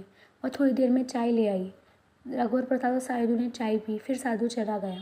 रात को छोटू खा पी कर खटिया पर पहले से सो गया था। अम्मा ने कहा जाओ तुम लोग कहीं घूम आओ। नहीं अम्मा जाने का मन नहीं है, सोनसी ने कहा। सोनसी अम्मा के पास ज़मीन पर बैठी थी। रघुवर प्रसाद खटिया पर लेट गए। सोनसी के सोने के लिए नीचे बिछा दिया था। उसे पर अम्मा आंखें मूंदे पड़ी थी। थक गई थी। 2-3 बजे रात को उठी थी। दोपहर को 5 मिनट के लिए आँख लगी थी। सोनसी और अम्मा दोपहर भर बात करते रहे थे। रघुवर प्रसाद और सोनसी चुप थे। कुछ देर की लगातार चुप्पी में सोनसी उठी और खटका दबाकर बत्ती को बुझा दिया। अम्मा के पास सोनसी लेट गई। दोनों चुप थे। तब भी सोनसी को लगा कि रघुवर प्रसाद ने कहा है तुम्हारे जाने का मन नहीं था पर मेरा मन था। सोनसी ने करवट ली तो पीठ रघुवर प्रसाद की ओर हो गई। सोनसी ने चुप में रघुवर प्रसाद को सुनाई दिया अम्मा को अकेले छोड़कर जाना ठीक नहीं था। सोनसी सो गई। तब भी सोते में उसने सुना अकेली कहा छोटू तो था। रघुवर प्रसाद भी सो गए। फिर भी उन्होंने सोनसी को सुना अम्मा के साथ रहेंगे तो अम्मा को अच्छा लगे। क्या तुम अभी उठ सकती हो? नहीं मैं गहरी नींद में सो रही हूँ। तुम जगाओगे तो उठ जाऊँगी। मैं भी गहरी नींद में सो रहा हूँ। तुम जगाओगी तो उठ जाऊँगी। तुम जगा दो। अम्मा उठ गई तो मैं नहीं जगा सकता, तुम ही जगा दो। मुझे जगाने को क्यों कहते हो? रात को रघुवर प्रसाद पानी पीने जब उठे तो अम्मा की नींद खुली। रघुवर प्रसाद है क्या? मुझको भी पानी दे देना बेटा। अम्मा ने कहा। रघुवर प्रसाद ने अम्मा को पानी दिया। सोनसी सो रही थी। रघुवर प्रसाद खटिया पर जाकर सो गए। तभी अम्मा के पास सोई सोनसी नींद में बोली अम्मा मेरा बस्ता कहाँ है? सोनसी स्कूल जाने का सपना देख रही थी। सवेरे ले लेना, अभी सो जा। अम्मा ने देखा कि छोटू का पैर खटिया के नीचे लटक रहा है। छोटू को सोने को बड़बड़ा अम्मा उठी। छोटू के लिए खटिया जगह नहीं थी। रघुवर प्रसाद नहीं कैसे सोता है। रघुवर उधर सरक कर उन्होंने ताकत से रघुवर को सरका थोड़ी जगह छोटू के लिए बनाई। छोटू के लड़के पैर को खटिया में रखा तो छोटे ने फिर लटका दिया। इससे तो अच्छा था छोटू ज़मीन पर सो जाता, खटिया से गिर ना जाए। अम्मा ने सोचा छोटू नीचे ज़मीन पर सो जा बेटा। अम्मा ने 2-3 बार सोने के लिए कहा। छोटू नहीं उठा और रघुवर प्रसाद को नींद में लगा कि अम्मा उसे नीचे सोने के लिए कह रही है। वे उठे और नीचे सोनसी के पास सो गए। अम्मा अरे अरे कहती रह गई। अम्मा को समझ में नहीं आया क्या करे। हार कर वे खटिया पर चली गई। फिर दीवार की तरफ करवट लेकर सो गई। सोनसी सिकुड़ी सी मुटी सोई थी कि अम्मा को कड़ा वाला हाथ ना लग जाए। गहरी नींद में जब उसने करवट ली तो कड़ा वाला हाथ रघुवर प्रसाद के मुंह में लगा। वे चौंक कर बैठ गए। कैसा सोती है? सोनसी को देखकर उन्होंने कहा। पर सोनसी उनके पास कहाँ आ गई? सोनसी तो अम्मा के पास सोई थी और अम्मा खटिया पर सो रही है। वे बिल्कुल भूल गए कि खटिया पर सो रहे थे। उन्हें लगा कि वे ज़मीन पर छोटू के साथ सो रहे थे। सोनसी खटिया से उठकर नीचे आ गई। छोटू को अम्मा के पास जगह दिखी होगी तो वह अम्मा के पास चला गया। उन्होंने सोनसी को फुसफुसा कर उठाया। सोनसी उठो तो। क्या है? उठकर सोनसी बैठ गई। धीरे बोलो, तुम तो अम्मा के पास सो रही थी, या मेरे पास कैसे आ गई? हाँ मैं अम्मा के पास सो रही थी, छोटू कहाँ गया? सोनसी चकित थी। छोटू अम्मा के पास चला गया। अब क्या करे? सोनसी ने कहा। तुम्हारा कड़ा मुँह में लगता था इसलिए नींद खुल गई, नहीं तो सुबह तक सोते रहते। पानी पियोगे? जैसे सोनसी ने पूछा। हाँ पी लूँगा। रघुवर प्रसाद बैठे हुए थे। वह गुंडी से पानी निकाल कर लाई। कड़े चूड़ियों के साथ नब्जे इसलिए उसके ऊपर सरका लिया कि हाथ में कसे रहेंगे। पानी पीकर रघुवर प्रसाद लेट गए। तुम भी लेट जाओ। मैं नहीं लेटती। अम्मा देखेगी तो क्या सोचेगी? कहाँ लगी? माथे में। सोनसी ने रघुवर प्रसाद के माथे को छुआ जैसे स्पर्श का लेप लगाया हो। रघुवर प्रसाद ने हाथ हटा दिया। दूर दूर लेट जाते हैं, सोनसी ने कहा। वह रघुवर प्रसाद के दूर खिसक कर लेट गई। रघुवर प्रसाद भी उससे कुछ सरक गए। रघुवर प्रसाद लंबे थे। सोनसी के पैर से उन्होंने अपना पैर जानबूझकर छुआया तो सोनसी ने अपना पैर हटा लिया। रघुवर प्रसाद को हल्का सा ख्याल आ रहा था कि वे ही खटिया पर सो रहे थे। ऐसा होता तो सोनसी कहती अम्मा बेसुध सो रही थी। रघुवर प्रसाद सोच रहे थे कि लंबी चूड़ी धरती हो और दोनों धरती पर सोए हो, तब भी ये लगे कि दोनों साथ साथ सो रहे हैं। चाहे वे उत्तरी ध्रुव की धरती पर हो या सोनसी दक्षिणी ध्रुव की धरती पर। क्या उत्तरी ध्रुव और दक्षिणी ध्रुव अलग अलग खटिया नहीं हो सकते? उत्तरी और दक्षिणी ध्रुव के बीच छोटू को सुला दिया जाए तो ठीक रहेगा। वे उठे, उन्होंने छोटू को दोनों हाथों से उठाया, बीच में छोटू को सुला दिया। तुम चाहो तो माँ के पास सो जाओ, धीरे से उन्होंने कहा। सोनसी अंधेरे में आंखें खोले देख रही थी। खिड़की से चंद्रमा का उजाला कमरे में था। छोटू को सोनसी ने चादर उड़ा दिया। करवट लेते ही रघुवर प्रसाद का पैर सोनसी को छुआया। सोनसी ने अपना पैर नहीं हटाया। रघुवर प्रसाद को नींद आ गई। दोनों सो गए। सोते में सोनसी ने सुना, तुमने पैर नहीं हटाया? सोते हुए रघुवर प्रसाद ने सुना, हाँ। सोते हुए रघुवर प्रसाद ने सुना, हाँ। दोनों गहरी नींद से और गहरी नींद में सो रहे थे। सुबह जब अम्मा उठी तो उसने अपने सिवाय सबको ज़मीन पर सोते हुए पाया। उसने सोचा, अब की रात खटिया उठा देंगे और सभी ज़मीन पर फैल कर सो सकेंगे। अम्मा को किसी को उठाने का मन नहीं हुआ। जब तक सोए सोने दो। अम्मा ने नहीं उठाया था, पर सुबह के उजाले ने सोनसी को उठा दिया। सोनसी के उठते ही अम्मा ने कहना शुरू किया, छोटू खटिया से पैर लटका कर सोता है। ज़मीन पर सुलाने के लिए उसे उठाने लगी तो वो नहीं उठा। रघु ने सोचा कि उसको उठाया जा रहा है। वह उठा और ज़मीन पर सो गया। सोनसी दोनों हथेलियों से सामने के बालों को समेटते जुड़ा बनाते हुए हंस पड़ी थी। छोटू कब ज़मीन पर नीचे आ गया? खटिया से गिरा तो नहीं? सोनसी कुछ नहीं बोली। वो छोटू खटिया से गिरा तो नहीं था? नहीं गिरा था, ये उठाकर नीचे सुलाए थे। सोनसी ने कहा, चलो ठीक है, खटिया पर इसको दीवार की तरफ सुलाना चाहिए, नीचे गिरने का डर नहीं रहेगा। रघुवर को उठा दो बहू, दोनों जने तालाब से नहा धोकर आ जाना। छोटू उठेगा तब मैं झाड़ू लगा दूंगी। अच्छा, मैं रघुवर को उठा देती हूँ, अम्मा ने फिर कहा और रघुवर को उठाया। खिड़की पर बच्चे नहीं आए थे। अभी उनके आने का बेरा नहीं हुआ था। सोनसी रघुवर के लिए कपड़े लिए थी। खिड़की से दोनों कूदे। सोनसी पहले कूदी थी। रघुवर पगडंडी से सोनसी के पीछे चल रहे थे। सोनसी के पीछे चलना उन्हें अच्छा लग रहा था। सोनसी किसी दिशा में नहीं जा रही थी, इसलिए लगता था दिशाएं सोनसी के पीछे चली आई थी। केवल एक दिशा रघुवर प्रसाद के लिए आगे जाते हुए स्वयं सोनसी थी। सामने और आजू बाजू का दृश्य सोनसी के पीछे आने के लिए उस अपनी बारी में खड़ा था। सोनसी के आगे निकलते ही उधर की धरती, पेड़ पत्ती सोनसी के पीछे आ जाते। जब तक तालाब जो सफ़ेद कमल से भरा था पीछे छूट गया तो रघुवर प्रसाद ने पूछा, किस तालाब में नहाएंगे? इसी तालाब में, सोनसी ने कहा। तालाब वहाँ था जिसे हो गया था कि सोनसी वहाँ नहाएगी। यह तालाब की इच्छा थी, ऐसा भी समझना चाहिए।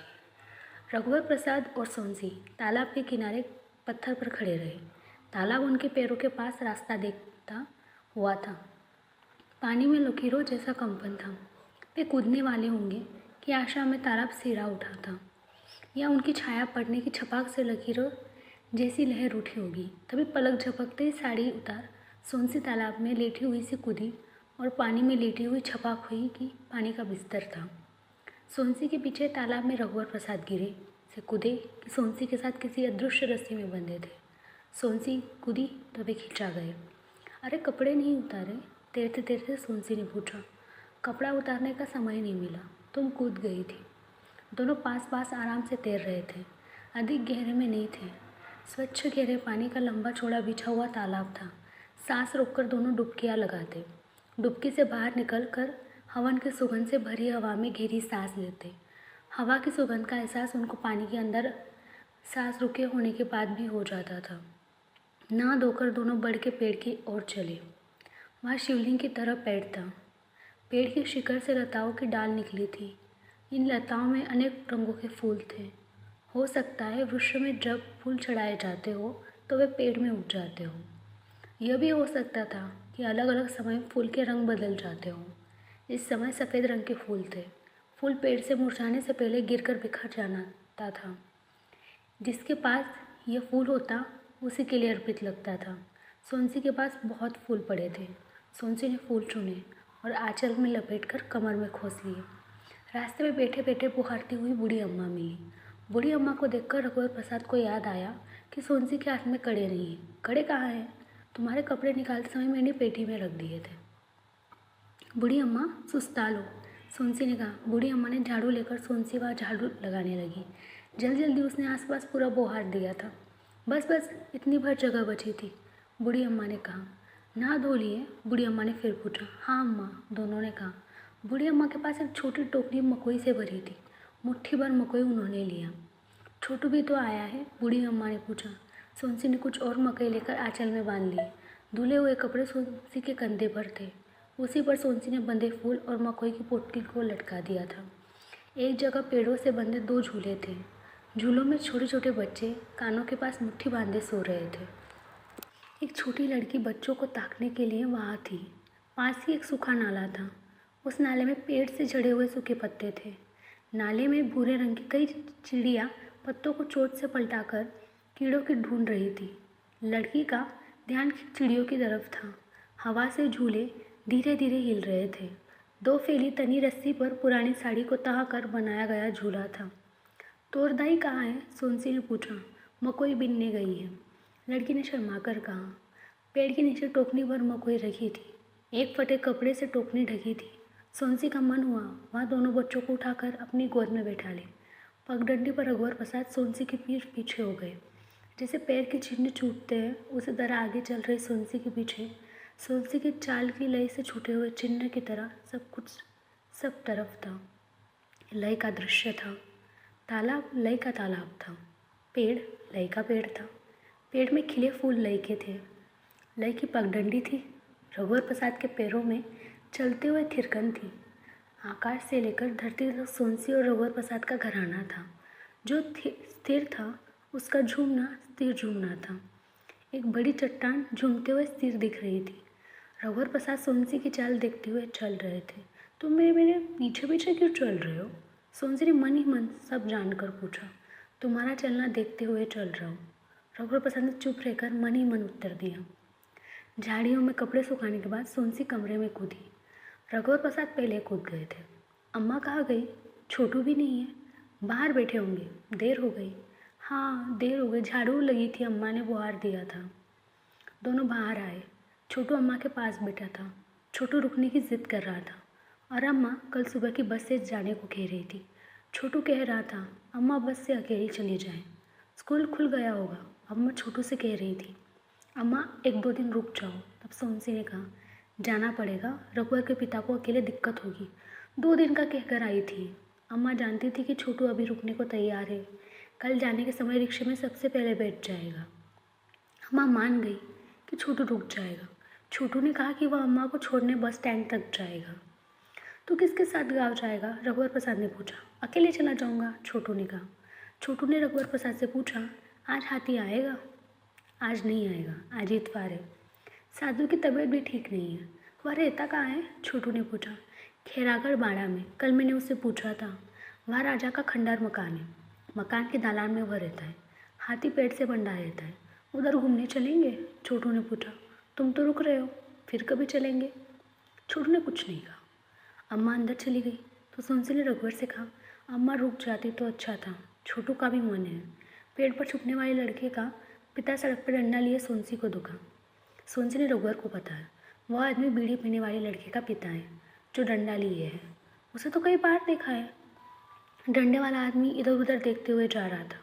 अपने लड़के को ढूंढ रहा है ताकि पकड़कर घर ले जाए। पकड़कर ले जाने के लिए नहीं, लड़के को दिख जाने के लिए ढूंढ रहा है। लड़का उसे न दिखे पर छुपा हुआ लड़का उसे देख ले, जिससे उसे मालूम हो जाए कि उसका दद्दा घर पर नहीं है। लड़का बता रहा था जब दद्दा घर पर रहता है वह घर नहीं जाता, अपने घर से दूर जा रहा है कि लड़का समझ ले कि वह बहुत देर तक लौटेगा। रघुवर प्रसाद ने कहा।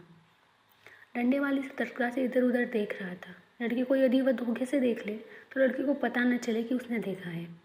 रात में जब रघुवर प्रसाद लड़कों को पढ़ाते थे तब वह डंडा लिए सड़क पर घूमता हुआ दिखाई दे जाता था।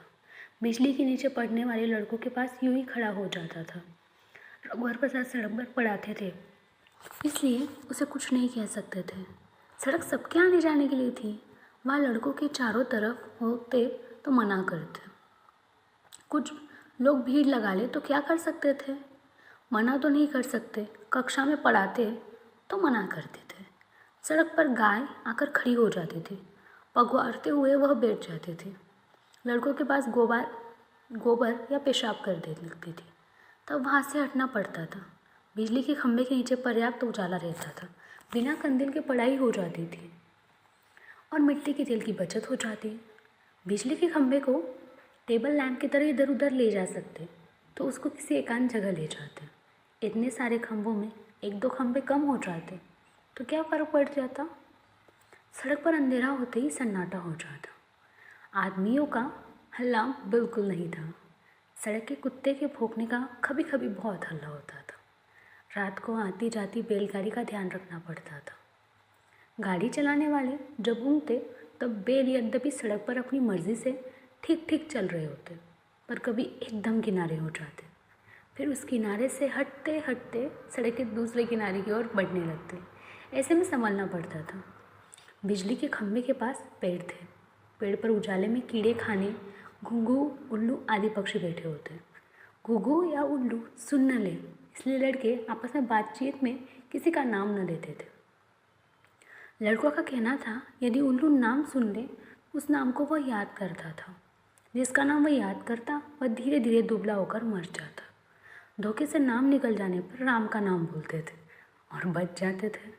डंडे वाला आदमी रघुवर प्रसाद को पहचानने लगा था। रघुवर प्रसाद को हाथ जोड़कर जुहार करता था। रघुवर प्रसाद और सोनसी ने देखा कि गुलर के पेड़ से लड़का कूदा और भाग गया। वह घर गया होगा, उसने दद्दा को देख लिया होगा। रघुवर प्रसाद ने कहा, लड़की के दद्दा को बुलाकर बात करता हूँ। बात करना, पर गुलर के पेड़ के बारे में मत बताना। हाँ, रघुवर प्रसाद ने कहा। परंतु रघुवर प्रसाद के बुलाने से पहले छोटू ने उसे आवाज़ दी थी, डंडा वाले भैया, और डंडा वाले भैया। आदमी ने पलट कर देखा। छोटू हाथ हिलाकर बुला रहा था। पास आकर उसे सोनसी और रघुवर प्रसाद को राम राम कहा। अपने लड़की को ढूंढ रहे हो? सोनसी ने पूछा। हाँ भाई, घर नहीं आता। मेरे को बाहर घूमते देख लेगा तो घर चला जाएगा। उसको मारना मत, प्यार से समझा देना। बस एक बार मारा था भाई, बीड़ी पीता है, इसके बाद वो भागता रहता है। मिले तो समझाओ, घर नहीं आता, छुपकर दूर से देखता रहता। घर पर रहता तो डंडा दरवाजे पर छोड़ देता हूँ। डंडा देख लेगा तो जान जाएगा कि मैं घर पर हूँ। तुम्हारा लड़का खाकी पैंट पहनता है ना, 10-12 साल का, उसको जानता हूँ। वह कभी कंघी नहीं करेगा। वही है महाराज, 10 साल का है। छोटू की तरफ देखकर बोला, इसके समान। तुम कल सुबह छुपकर मेरे घर आ जाना। तुम्हारे लड़कों को मैं समझा दूँगा। समझ जाएगा तो अपने साथ घर ले जाना। घर से निकलना तो डंडा मत लाना, दरवाजे पर छोड़ देना। लड़का घर नहीं जाएगा। लड़के ने भी बताया था कि दद्दा का डंडा देखकर वह घर आता जाता है। सोनसी ने जब उसको पेड़ पर चढ़ा देखती तो कभी कभी उससे बात कर लेती थी। सोनसी से आंख मिलाकर वह बात नहीं कर पाता था। सोनसी के पेड़ के नीचे खड़ी हो जाती और खोद खोद कर उससे पूछती, तब बताता था। पेड़ के ऊपर देखते हुए सोनसी को बात करते कोई देखता तो वह यही सोचता कि सोनसी या तो पेड़ से बात कर रही है या चिड़िया से। गिलहरी से भी सोच सकता था। किसी लड़के से बात कर रही है या कभी ध्यान में नहीं आता। दोपहर को जब खाने बैठती तो पेड़ को देख लेती थी। लड़का दिख जाता तो उसे खाने के लिए बुला लेती। कभी वो खुद आ जाता। सोनसी को खाने में देर होती थी, उसे पहले परोस देती, नहीं तो वो कोने में खाने के लिए सिर झुकाए बैठा रहता। रात को जब सबके ज़मीन पर सोने के लिए अम्मा ने खटिया दीवार से सटाकर खड़ी कर दी थी। ज़मीन पर बिस्तर बिछा दिया गया था। अम्मा को सुबह 5 बजे की पहली बस से जाना था। अम्मा ने याद कर सोनसी को कड़ा पहनने के लिए फिर कहा था। सोनसी कड़ा पहनी हुई थी। खटिया के पास रघुवर प्रसाद लेटे थे। फिर अम्मा, छोटू और सोनसी सब जल्दी लेट गए थे कि सुबह जल्दी उठना होगा। सोनसी ने पूड़ी बना ली थी, सुबह खाने के लिए और रास्ते में छोटू के लिए। अम्मा, अभी कड़ा उतार देती हूँ, सोते में छोटू को लग ना जाए। सोनसी ने कहा, तू मेरे पास आ जा, छोटू किनारे चला जाएगा। छोटू सोनसी के बाएं तरफ था। सोनसी अम्मा के पास चली जाती तो छोटू सोनसी की दाहिनी तरफ रहता। छोटू को तब भी कड़ा लग सकता था। अम्मा, छोटू को अभी भी कड़ा लग जाएगा। सोनसी ने कहा, मैं उधर आ जाती हूँ, तो मेरी जगह आ जाना। अम्मा ने कहा। ऐसे में सोनसी रघुवर प्रसाद के पास चली जाती। अम्मा को यह ध्यान नहीं था। अम्मा उठकर बैठ गई थी कि सोनसी इधर आ जाए, इधर आ जा। अम्मा ने फिर कहा। सोनसी का मन हुआ, चुपचाप चली गई जाए। वहाँ अम्मा धीरे से फिर सोनसी ने कहा। अम्मा को तब ध्यान आया, अच्छा, छोटू को रघुवर के पास कर देते हैं। अम्मा ने कहा। छोटू को रघुवर के पास सरका दिया गया। अम्मा सोनसी के पास चली गई। अब अम्मा को कड़ा ना लग जाए, उससे रहा नहीं गया। अम्मा तुमको ना लग जाए, कल बस में जाना भी है। अम्मा सोनसी से कुछ दूर सरकती हुई झल्लाकर बोली, नहीं लगेगा, इतनी जगह तो है, किसी को कड़ा लगा था क्या? सोनसी ने चुपचाप दूसरी तरफ करवट ले ली। अच्छा, कड़ा उतार दे, सुबह पहन लेना, अम्मा ने कहा। सोनसी ने कड़ा उतार कर अपनी तकिया के नीचे रख लिया। रघुवर प्रसाद चुपचाप आंखें मूंदे बड़े सोच रहे थे कि पहले सोनसी सो जाए तब सोए। छोटू सो गया था। सोनसी और अम्मा देर रात तक बात करती रही। बीच में बात करते करते चुप हो जाती तो रघुवर प्रसाद सोचते कि दोनों सो गई। सोनसी तब पूछती, अम्मा सो गई? सोई नहीं, तेरे को नींद आ रही हो तो सो जा। मेरे बात करने का जी कर रहा है, पर अब क्या करूँ, कुछ पूछो तो बताओ। अम्मा, तुम्हारी शादी हुई थी तब तुम कितनी बड़ी थी? सोनसी ने पूछा। 11 साल की थी। शादी के बाद भी गुड़ियों का खेल अच्छा लगता था। मायके जाती तब अपनी गुड़िया से बहुत खेलती। तेरे से बहुत छोटी थी। ससुराल में खेल नहीं पाती, माँ बाप की बहुत याद आती तो रोने लगते। रघुवर के पिता 14 साल के थे। चुप कराते कराते वे भी रोने लगते। अम्मा, तुम पाठशाला जाती थी? सोनसी ने पूछा। तो अम्मा हंसी। आंखें मूंदे हुए रघुवर प्रसाद भी मुस्कुराए। अम्मा की हंसी सुनकर नींद ने छोटू भी हंसा होगा। दूसरी कक्षा तक पढ़ी। बहू, तेरा और पढ़ने का मन हो ना तो रघुवर से ज़रूर पढ़ लेना। रघुवर के पिता छुप कर मुझे पढ़ाते थे। मेरे पिता और भाई तपेदिक से जल्दी मर गए। सास कठोर थी। ससुर मेरे ब्याह के 4 बाद मर गए, 4 माह बाद मर गए। कैसे मर गए अम्मा? सवेरे दिशा मैदान से लौट रहे थे। रास्ते में एक पीपल का पेड़ था। पेड़ के नीचे से निकले तो किसी ने नाम देकर आवाज़ दी। अकड़ कर बोले, कौन है? तो कहाँ, रुक जाओ। नहीं रुकता, कहकर चले आए। बड़ी बड़ी मूंछ थी, डंडा रखते थे, पगड़ी बांधते थे। सुबह सुबह का अंधेरा था, कंडील ले जाना भूल गए थे। घर आए तो बुखार था, फिर उठे नहीं। अम्मा चुप हो गई। सोनसी भी कुछ नहीं बोली। थोड़ी देर बाद अम्मा ने पूछा, बहू सो गई? नहीं अम्मा, रघुवर से बड़ी एक बेटी और थी। सांवली थी पर रघुवर से के रंग साफ था। सुंदर थी। बड़ी माता में वह भी मर गई। कितनी थी अम्मा? 3 साल की थी। रघुवर तब हो गया था। छोटा था, महीने भर का, काला दुबला पतला। रघुवर हुआ तो सास बहुत खुश हुई। अच्छा नहीं दिखता था। देखकर सास ने कहा था, लड्डू गोल नहीं है तो क्या लड्डू तो है। रघुवर को देखकर सास की सारी बीमारी दूर हो गई। परागा के दुख से बीमार पड़ गई थी। परागा उनके साथ सोती थी। परागा कौन अम्मा? मेरी बड़ी लड़की बेटी। अम्मा चुप हो गई। सोनसी सोच रही थी कि अम्मा ने परागा की बेटी कहा था कि उसे। सोनसी से नहीं गया। वह चुप पूछ बैठी, अम्मा तुमने बेटी किसको कहा था? हाँ बेटी, दोनों को, अम्मा ने फिर कहा। इस बार भी अम्मा हंसी। सोनसी का मन रघुवर के बारे में पूछने का बहुत था। सोनसी रही थी कैसे पूछे। बहुत देर तक चुप रही तो अम्मा ने फिर पूछा, सो गई क्या? नहीं अम्मा, ऐसे ही बात करो, अच्छा लग रहा है। अम्मा, इनके पैर के घुटने के नीचे चोट का निशान कैसे हुआ? अरे रघुवर को मलाई और खुरचन अच्छी लगती थी। एक बार कढ़ाई में दूध ओटा रही थी, उसकी खुरचन थी। रघुवर को मैं बुलाई, खुरचन खा ले।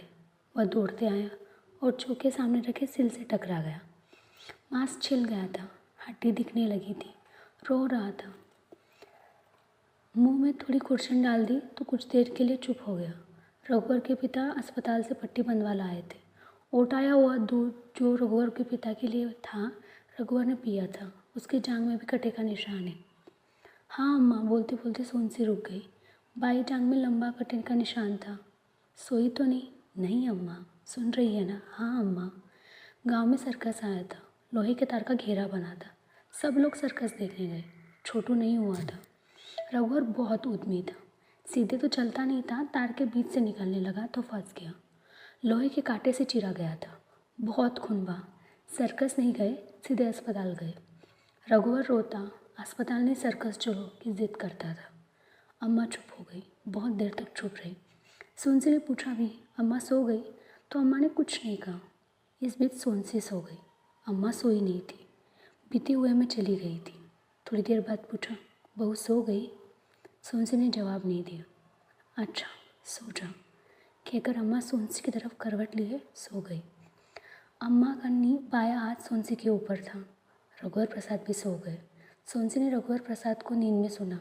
तुम सो गई? हाँ। तुम नहीं सोए? मैं भी सो गया। कितनी देर हो गई? तुम सोई उसके बाद। सोए रहो, सवेरे जल्दी उठना है। हाँ, रिक्शा लाने पहले मोटर स्टैंड जाना पड़ेगा। सब गहरी नींद में सो गए। दूर बिजली कड़कने लगी थी, फिर पास बिजली कड़की। किसी की नींद नहीं खुली। पहले धीरे धीरे पानी गिरा, फिर से ज़ोर से। रघुवर प्रसाद ने नींद में सोनसी को सुना। लगता है पानी गिर रहा है। हाँ, गिर रहा है। गहरी नींद में सोनसी ने सुना। पेड़ पर लड़का बैठा होगा, भीग रहा होगा। हाँ, भीग रहा होगा। तुम उठो, उसको यहाँ बुला लो। बिजली फिर कड़की। रघुवर प्रसाद उठकर बैठ गए। टटोल कर उन्होंने खटका दबाया। सोनसी भी उठ गई। अम्मा ने पूछे 3 बज गए क्या? नहीं अम्मा, 2 बजा है, सो जाओ। मैं सोती हूँ, 3 बजे उठा देना। अच्छा, रघुवर प्रसाद ने कहा। बिजली पेड़ पर न गिर जाए, सोनसी ने कहा। रघुवर प्रसाद रबड़ की चप्पल पहने छत्ता लेकर दरवाज़ा का पल्ला सावधानी से खोलकर बाहर निकले। दूसरा पल्ला खोलते तो अम्मा के सिर से टिक रहा था। सोनसी ने दरवाज़ा उड़का दिया था। पानी की छींटे अंदर आ रहे थे। बाहर बिजली के उजाले में गिरती हुई पानी की बूंदें जीवित बूंदे की तरह लग रही थी। पतंगों की तरह बूंदें थी। झुंड के झुंड पतंगों की तरह बूंदें बिजली के उजाले में धरती की तरफ आती या हवा के झोंकों से झुंड के झुंड इधर या उधर हो जाती जो बौछारें थी। इसी के साथ दीवार में खिड़की थी का ये पार्ट यही समाप्त होता है। मिलते हैं इस जादुई खिड़की के नेक्स्ट पार्ट में। तब तक के लिए सब्सक्राइब करना ना भूलें।